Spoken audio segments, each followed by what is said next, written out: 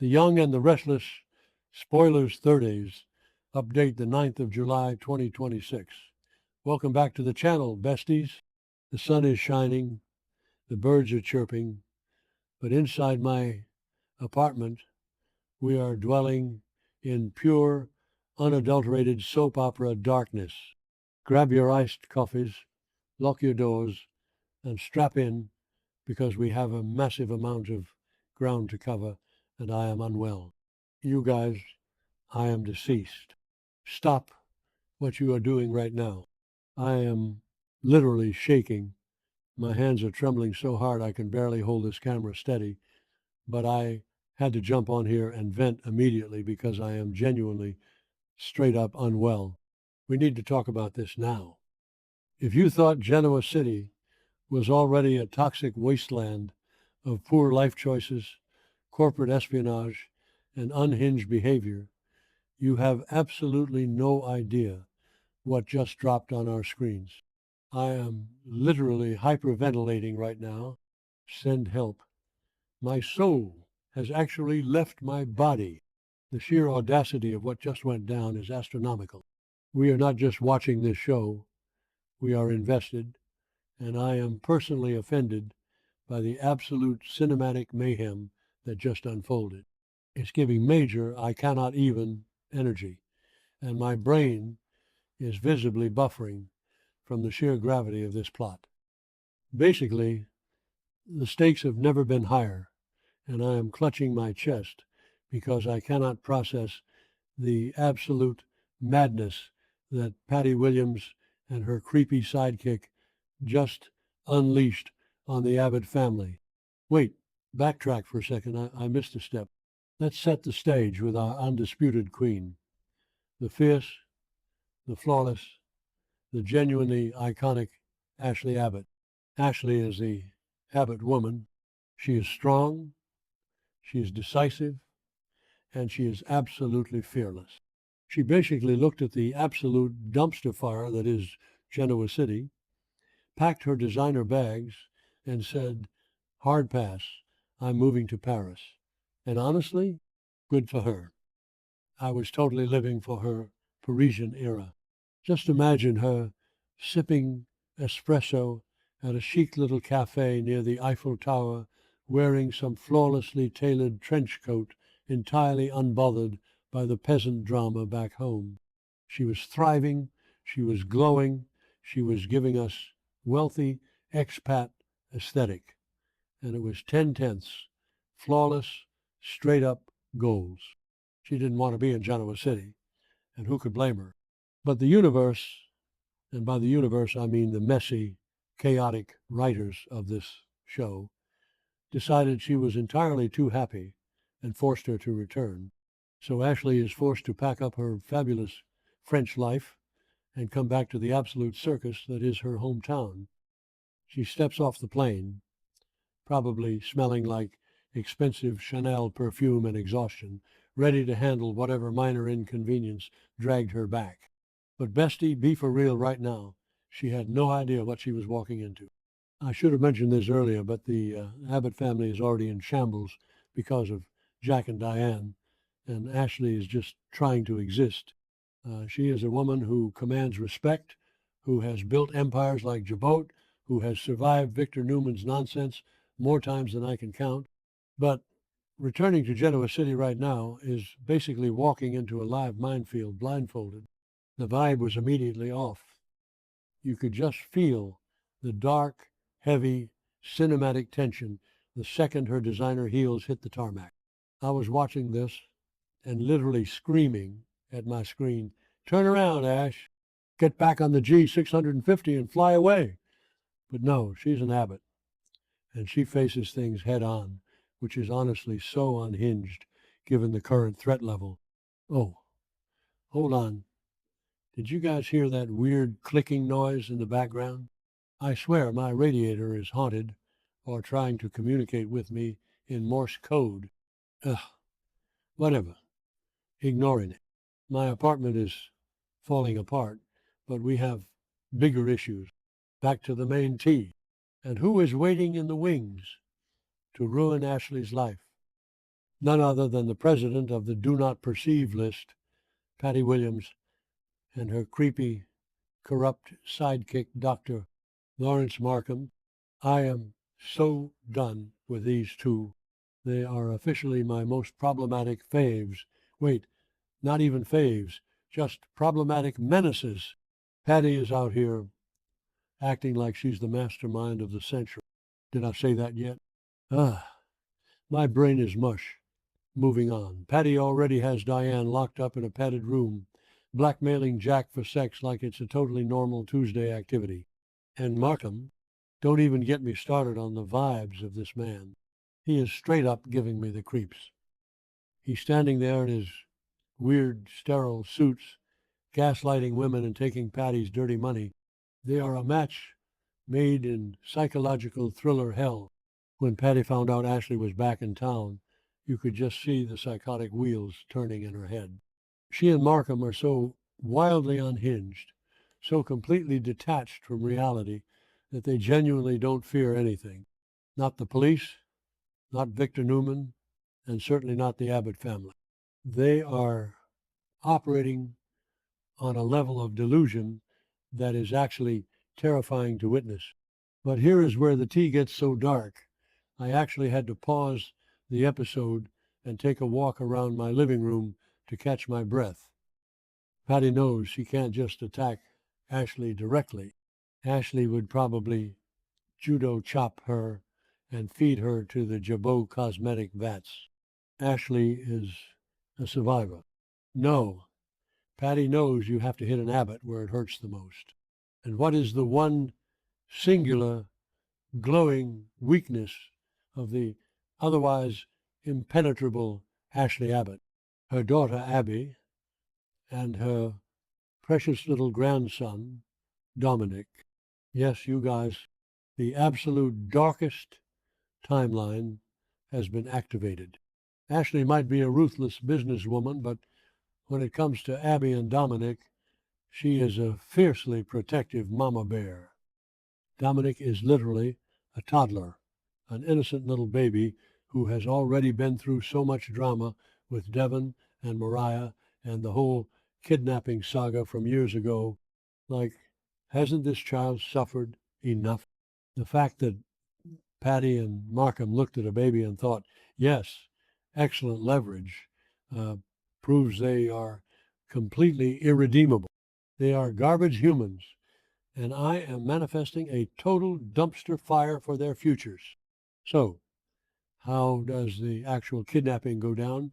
Absolute, unadulterated cinematic chaos. Patty and Markham don't even hesitate. They are so fast, so aggressive, and so completely manic about this operation. One minute, Abby is probably just trying to live her life, maybe planning a lovely little play date or dealing with the Chancellor Winter's corporate mess, and the next minute, bam, complete chaos. The show didn't even give us time to breathe. It was just a blur of confusion, struggle, and then silence. They snatched Abby and Dominic right out from under everyone's noses. I was mid-skincare when this happened, literally smearing a charcoal mask all over my face, and I gasped so hard I inhaled a piece of the mask and choked. I smeared charcoal all over my white rug, besties. Literally had to yeet my phone across the room because I could not handle the stress. My soul left my body. I was physically vibrating from the sheer audacity of this plot twist. How do you just kidnap a Newman Abbott heiress and her baby without Victor Newman's security team immediately descending like a SWAT team? It makes no sense, but I am totally living for the drama. Wait, I'm glitching. Okay, back to the main event. So, the deed is done. Abby and Dominic are gone, swallowed up by whatever creepy barred window dungeon Markham has set up. And then comes the delivery. Ashley is just standing there, probably unpacking her silk scarves and trying to settle back into the Abbott mansion when she gets a message. The tension in this scene was strung so tight you could play it like a violin. The camera slowly zooms in on Ashley's face as she looks down at her phone. The notification pops up. It's a photo, and you guys, the way my stomach dropped when the screen showed what she was looking at, it was a picture of Abby and Dominic, terrified, held captive in some dark, grimy location. The visual of this strong, beautiful mother and her innocent baby trapped by these psychopaths was genuinely nauseating. I felt personally attacked by this image. It was so visceral, so cruel, so straight up evil. Patty Williams is sick and twisted, and she wanted Ashley to feel the exact moment her entire world shattered into a million pieces. And Ashley's reaction? Oh my God.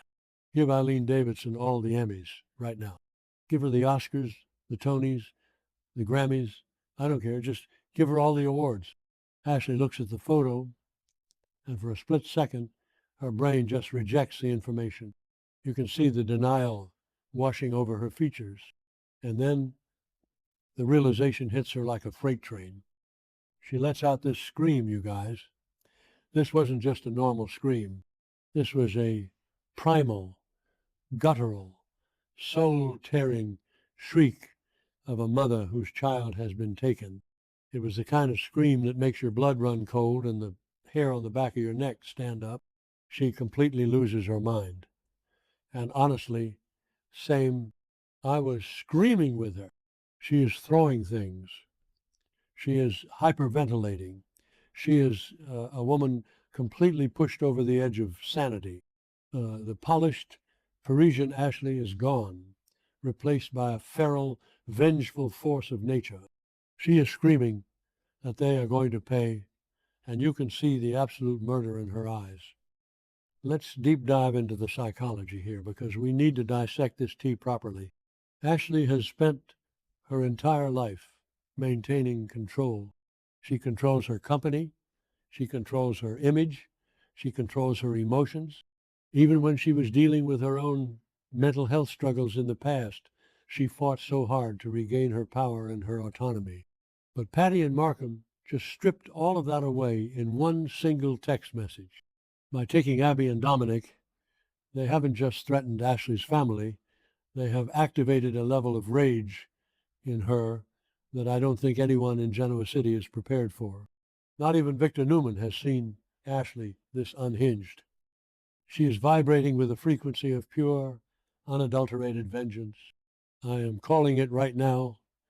The villain arc is about to go nuclear. Ashley isn't going to call the police. She isn't going to sit around crying into a tissue. She is going to burn the entire city to the ground to get her daughter and grandson back, and I am going to be cheering her on the entire time. And let's talk about Patty's absolute delusion for a second.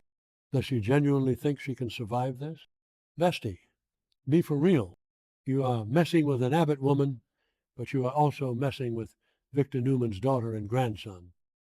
Does Patty not realize that Victor will literally have her hunted down by international mercenaries? Does she not realize that Devon Hamilton will use his billions to track her to the ends of the earth? Patty is so blinded by her obsession with Jack and her twisted vendetta against the Abbotts that she has signed her own death warrant. And Markham, this guy thinks he's so smart, playing God with people's lives, locking Diane in a room, and now kidnapping a baby. He has no idea the absolute hellfire that is about to rain down on his sterile little clinic. They are both on borrowed time, and I am manifesting a total dumpster fire for them by the next update. I want to see Ashley, personally, drag Patty by her hair through the streets of Genoa City.